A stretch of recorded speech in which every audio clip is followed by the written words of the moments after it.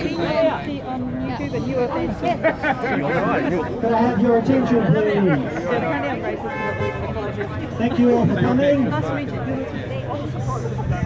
I want to give a big shout out to the three top supporters and Tommy Robinson in general, who really got this kicked off, who made this possible on such short notice.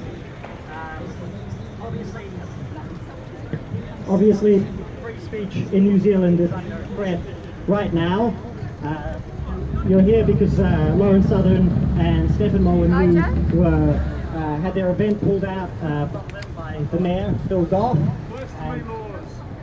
Yeah, exactly. We had, and I'll highlight some of these organisations. We had the Federation of Islamic Associates in New Zealand, who said they were afraid that Lauren was going to insult them and that they should be banned because insulting them was not free speech.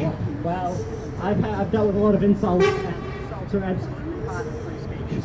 We've also had other groups.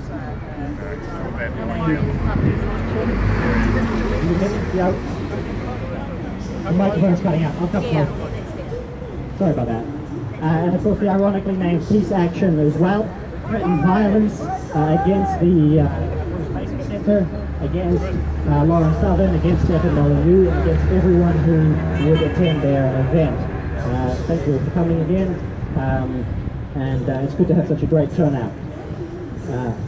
Obviously, Phil Goff is the one who pulled that rug, and he wants to ban everyone who disagrees with him, people's views that he deems to be divisive, from using council venues. Those are ratepayer venues that we all pay for, and we've always had equal access to those venues for everyone who has opinions across the political spectrum, and as long as they're not breaking the law, everyone should be allowed to use those venues without threats of violence and without a dictatorial mayor pulling the rug out from under them just a few weeks before their event.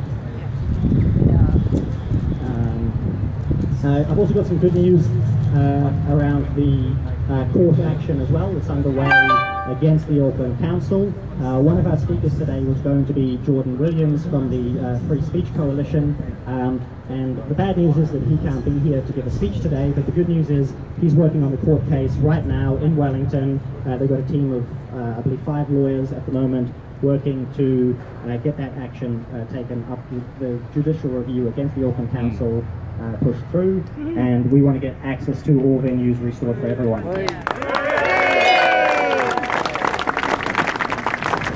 And I've got some good news around Lauren Southern as well. Not the best news yet, but she is obviously in Australia right now, so the Australian tour is going ahead. Lauren Southern is in Australia, and she will be able to come to New Zealand. The issue is just around trying to find a venue now at such short notice that's big enough, and the event organisers are working on it, so I can't give any promises around it being back on, but that is still the plan, is to make sure that in the end Lauren Southern and Stephen Molyneux can speak in New Zealand. That's still the intention, but sadly still we can't make any promises because of what the Auckland Council has done. With that, I will pass the microphone on to the first of our speakers, who is Elliot Ikile, the New Conservative Party Deputy Leader, and he has given very strong support for free speech, and give a round of applause. And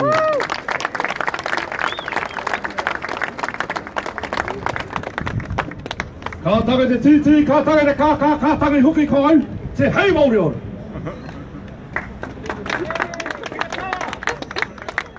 Nelson Mandela, Malcolm X, Martin Luther King Jr., Martin Luther, Benazir Bhutto, wonderful people who spoke free speech out, wonderful people who were persecuted for their speaking ability, and people who were shouted down and attacked and in some cases killed for engaging for free speech.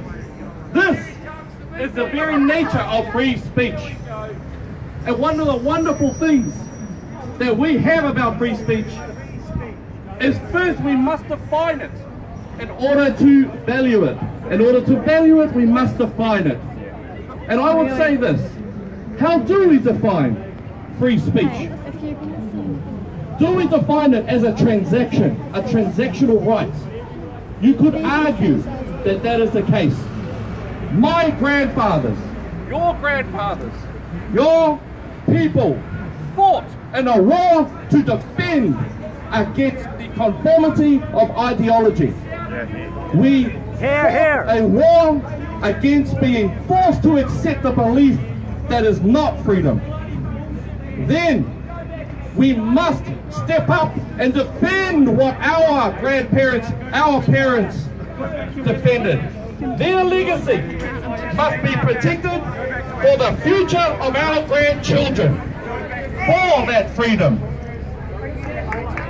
Is it a set of laws that exists? You could make an argument for those sets of laws also. But we have seen such an amount of changing of laws in order to suit those who wish to force us to accept ideologies. The Charities Commission have shut down the charitable status of Family First and Greenpeace. And even if we do not agree with them, they used to be able to access wonderful opportunities to engage in free speech. The government has now tried to shave it down. We also have in our city Phil Goff, who is engaging in a fascist ideology of telling you who you are allowed to hear from, who is allowed to speak.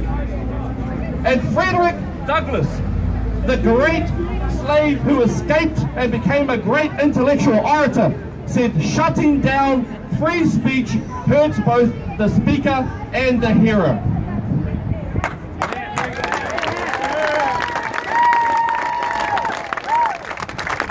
I say that we are a people of freedom and fairness, and we must stand together because the freedom that we have to speak was paid for by our brothers and sisters, our parents, our grandparents, who fought in a great war,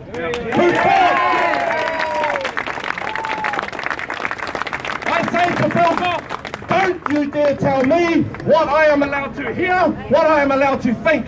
I'll make my own decisions. We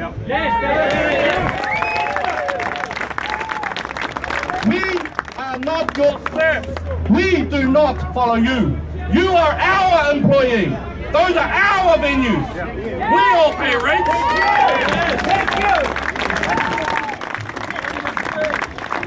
I would also say that from the youngest New Zealander to the oldest New Zealand centenarian, we know what free speech is because we have had that freedom installed and paid for in blood.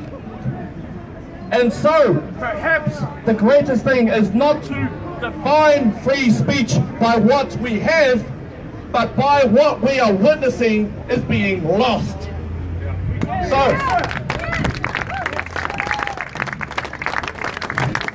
So we will stand for free speech until we die. And that's how it is, and that's how New Zealand is. God bless you, God bless New Zealand.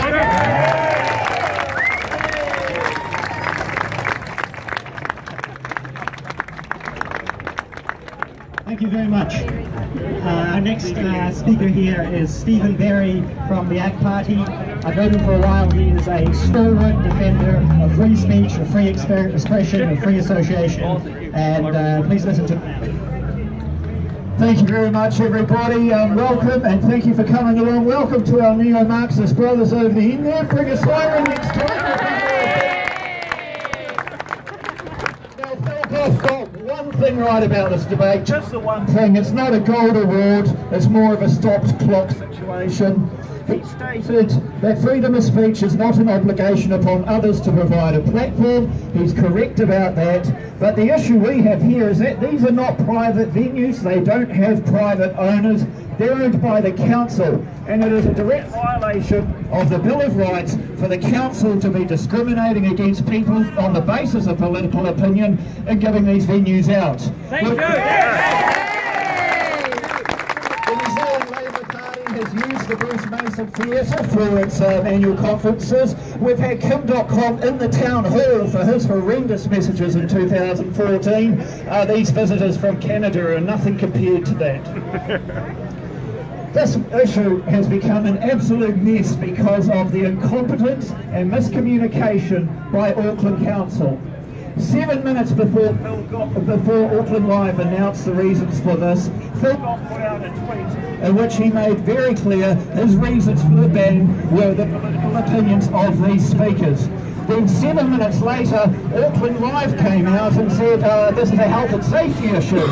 The reason it was a health and safety issue is because radical left-wing groups such as the Orwellian-named Auckland Peace Action have pledged to use violence against these speakers. They have pledged to harass them and their supporters. They've pledged to blockade entry into the venue. This is actual hate speech. They do not have a clue what genuine free speech is. This is what free speech is. You can't say absolutely anything you want without consequences. We all understand that. You can't defame or slander people, that's a civil issue. You can't threaten people's liberties. You can't incite riots, you can't incite violence, you can't incite suicide. Nothing I have seen from these two Canadian speakers comes even close to that sort of situation. Free speech. The reason we have free speech. Sorry, the reason we have free speech is not so we can just talk about the weather. The reason we have free speech is so we can say very controversial things, such as advocating legalised dying, advocating the legalisation of cannabis, advocating for homeopathy, and even opposing vaccination. In 1986, one of the very controversial messages was that homosexuality should be legalised. This was so controversial that 850,000 people signed a petition against it. But because of the values of free speech that this country has, homosexuality was legalised in 1986, and without free speech, I would not be married to my husband today. Yeah.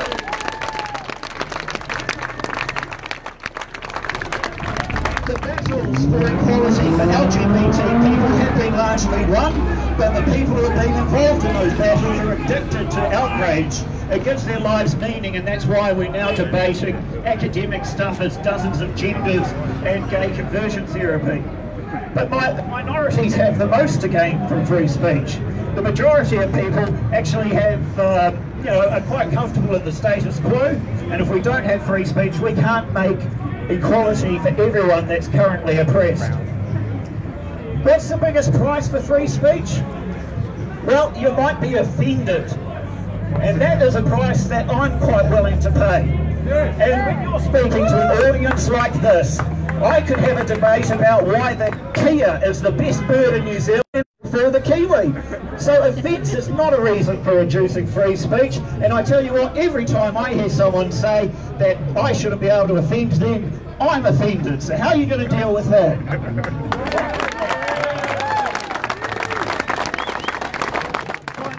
Twitter has been blowing up over the last week about hate speech. I've been engaging with lots of people on this issue. The trickiest part is actually defining what hate speech is. The guy on Twitter yesterday who called me a sack of crap was unable to respond as to whether I should call the police for his hateful comments. I've asked them how they're going to apply this. Is there going to be a list of naughty words which we update in Parliament every year? They told me I was being silly. But it is naive to assume that the government you elect, which enacts hate speech laws, is always going to be as benevolent as you are. Elections are held every 3 years. Governments change.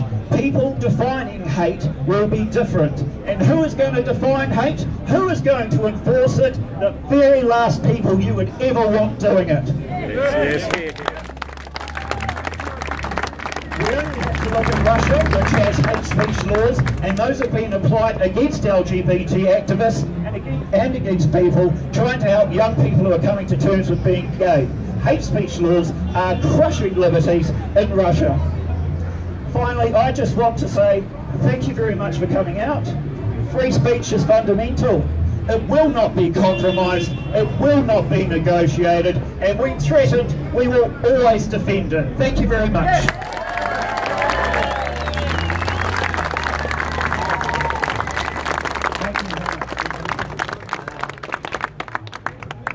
Our next speaker here is Donald Mackenzie, and he's been a great speech. And so thank you very much, Donald, for all your help, and good luck. You're welcome, Burnley. Righto, as Dolly says, Mackenzie is my name. I'm a fifth generation New Zealander. My ancestors built roads, they built railways, they built bridges, they built houses, they even built a church, they built ships, and they built farms. They built New Zealand. They went to war. They went to war, and some of them never came back. I want to talk about the Islamisation of New Zealand and why free speech is so important.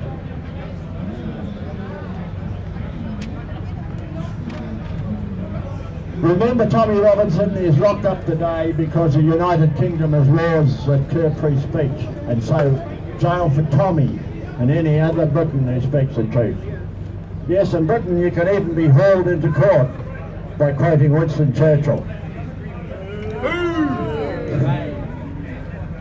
Free speech is the cornerstone of democracy. Without free speech, you cannot speak the truth without being vilified or worse. Without the truth, sensible decisions can never be made.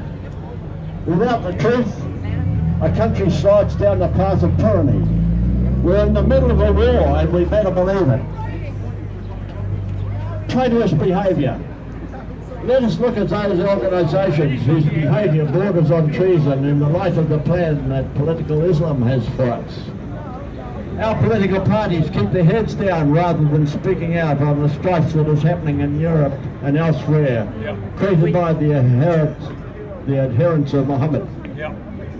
Why bring in refugees, mainly Muslim, when non-Muslims are an obvious choice? Our government employs Muslims in its ranks of civil servants, and in due course they become people of influence in favour of Islam. Our council, look how high men golf jumped when the Islamic Federation barked. The Human Rights Commission in its July 2017 report pushing for more legislation to curb free speech under the guise of, and in their own words, disharmonious speech targeted at the religion and beliefs of ethnic minority communities. Clearly, the ethnic minority mentioned is almost certainly the Muslim community, a community that wishes to see blasphemy laws enacted in our country. A community that knows full well the 10-year plan adopted by the Organisation of Islamic Cooperation relating to blasphemy laws. The Islamic Federation of New Zealand wants the truth to be curbed and is using the Human Rights Commission as a tool. Simple as that, and traitorous too. Absolutely. Our police force seems to be politicised. Nothing is more dangerous to freedom than a politicised police force. Why have a senior police officer who is a Muslim seconded to the Human Rights Commission? How many of you knew that? Why would the police commissioner go to Parliament to push for more laws that would curb free speech? Thankfully, the parliamentarians turned him down. Why have a diversity dinner to mark the end of Ramadan, as the police in Manukau usually put on for mostly Muslim attendees? To add insult to injury, the taxpayer paid for that. I look forward to an even-handed approach by the Commissioner of Police in Manukau. Leg roping free speech is all very well, but history shows that curbing it ends sooner or later in bloodshed. Then we have the business community that can foolishly help promote Islam by submitting to the halal tax. Business needs to be aware that by registering their product as halal and paying monies for the so-called privilege, they are fostering in this country soft jihad. That is, further promoting Islam and its adherents. In Australia, halal funds have been found to promote terrorist organisations overseas. Unfortunately, as an example, the dairy company Fonterra registered its oldest and best known brand product, namely Anchor, as halal. Check out what they have done to the anchor on the milk container and you'll see what I mean. Education. I believe the answer to maintaining free speech is do what we can to encourage our politicians, both central and local, to encourage our police and security organisations, church leaders, those involved in education at any level, and opinion shapers and ordinary New Zealanders as will take the trouble to do a basic study of Islam. Take a little bit of time to know about the life of Muhammad, to know about the offensive verses in the Quran, to know what the Organisation of Islamic Cooperation is and its 10-year plan for Westerners in regard to free speech. To know what the worldwide Muslim Brotherhood intends for us all, the Sharia. The Sharia is all written down in a book called The Reliance of the Traveller. It's 200 pages, and that's the law they want to impose on us. Islam is a political ideology and intends to subjugate us all. To have opinions without knowledge is to fail. Knowledge coupled with action is to win. I'll leave you all with the regimental sergeant major's principles of war. Fight them as hard as you can. Fight them as often as you can, and fight them for as long as you can.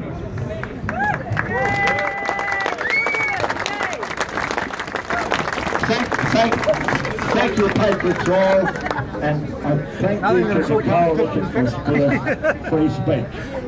Patriots all.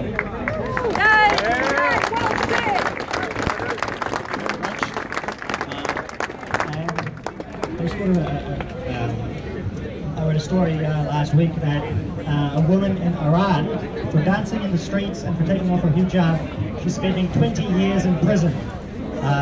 We think we have it hard here at the moment, but it can get a whole lot worse. We've got one more speaker for you, Chris Newman. Again, thank you very much for your help as well. And I believe he's going to give a big shout out to Phil Goff.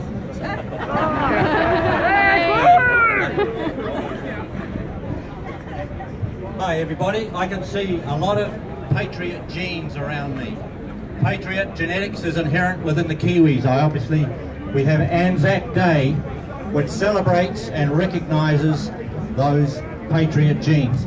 On Anzac Day, we remember, not just lest we forget them, but lest we forget what they wanted us to become. And when I bring that topic, I remember the statue of Mayor Robbie just standing feet away from us here. Mayor Robbie, those of you who might recall, stood for an open-minded approach to civic life. He was no closet Marxist. He was no hater of Kiwis. He was a lover of our Kiwi way of life. And unfortunately for our current mayor, the example, that bronze statue of Mayor Robbie, shows up the treachery behind this attempt to shut us down. But this mayor is in very good company. There are people here among us. How many go to the uni up on the hill? Anybody going to the uni?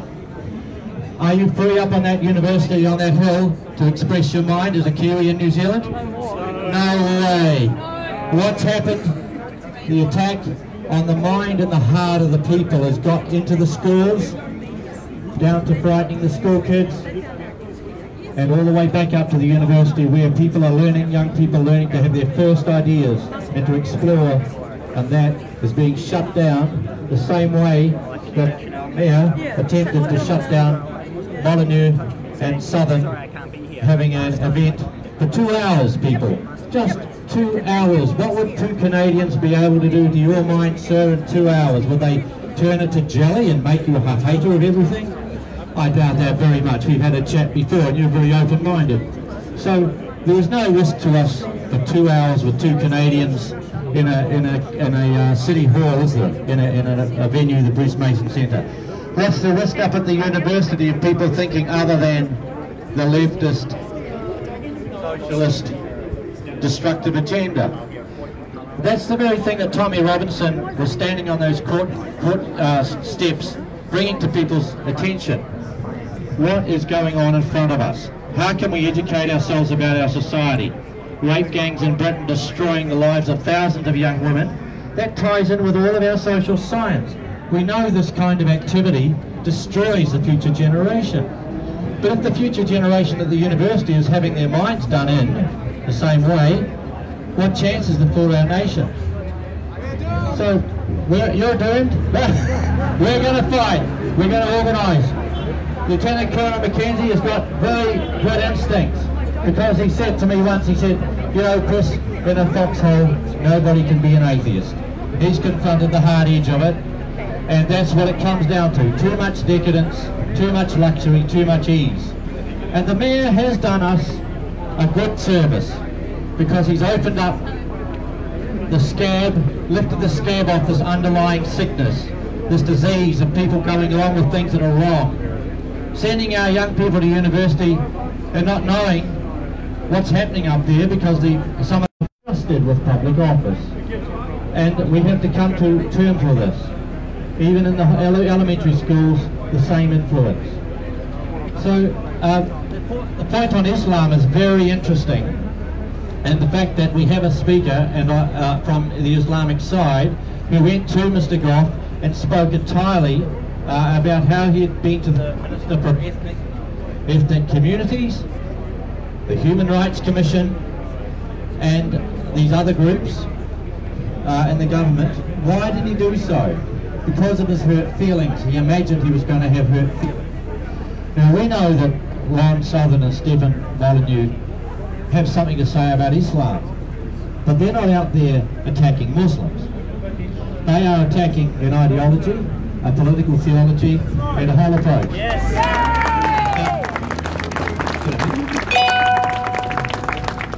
Yeah, I will. And so the Mayor doesn't understand that under Islam there is no freedom of speech, and that's why they're afraid, because they cannot join our society. Unfortunately, Muslims coming here are allowed to integrate, but not, sorry, I get these two words mixed up, allowed to assimilate but never to integrate. And this is a big problem. So being unable to integrate with us means that that whole group, 50,000, the Muslim speaker, Mr. Arafat said, 50,000 of them are unable to enjoy the freedom of speech of our society. 50,000 people are forbidden under Islam, and yet the Mayor is encouraging this. Also, the other strange thing mentioned in the media was the lady Val Voss of the peace group who pleads violence against speakers, Molyneux and Southern. Now that's strange that a pacifist would be preaching violence if you think about it, but go a little deeper and you realise that the roots of their pacifism are involved with the pacifism of communism, which makes us weak against our enemies. That's the idea of pacifism. To make us weak, yeah, the government, if I like a t-shirt, it's the government I'm afraid of, I love my country. Ma'am, that's right. We love this country, but how can we condone when people are throwing acid into the schools, in the minds of young people, and saying you're not, why are you proud of being a Kiwi? Huh? What right have you got? You're from white people or something like that. And it's very cruel, because it stops and represses the people, the young ones, from knowing about their identity and so on. Anyway, back to Mayor Goff. He talks like a closet Marxist and an atheist, and yet suddenly he says he's concerned about religious strife. Now, I can't figure out how an atheist is worried about religious strife. Obviously, that's what you call crocodile tears. Yeah, right, I think that's what we mean. That's it. It's a doctrine of violence. And the same as the peace movement. The peace movement don't realise that the crocodile wants to eat them. The Marxist and the peace movement uniting with Islam, Islam instructs its members to hate atheists more than Christians. So they haven't figured this out, that they're actually detested by Islam. The peace movement, who are atheists, and the Marxists are detested by Islam even more than Allah dislikes Christians. And as we know, the Muslims have to love what Allah loves and hate what Allah hates. Figure that out. The Mayor obviously cannot understand these things because he's an atheist. So he has a big problem understanding religion, yet he's an expert on it for all of us he will tell us what we can and can't say. I'll start to wind up now. We're inviting people to attend a series called the Red Pill University, which we want to keep the spirit here going, to build the networks, to work with DUE and Right Minds and the other community groups that are standing for freedom of speech. And we're going around, Don and I, asking you to sign so we can communicate and invite you to our event. The Red Pill University will be covering the very topics that Stefan Molyneux and Lauren Southern are wanting to bring to us on the big forum. So we think this is an ongoing matter. We know that the Mayor and his cronies aren't going away. They've spent years digging themselves in, like a sort of a cancer, unfortunately. And so our opportunity is now.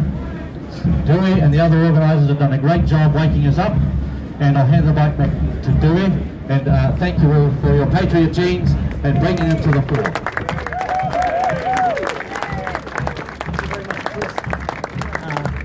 I just want to wrap up, because this concludes our speeches. I just want to wrap up by thanking all the speakers again.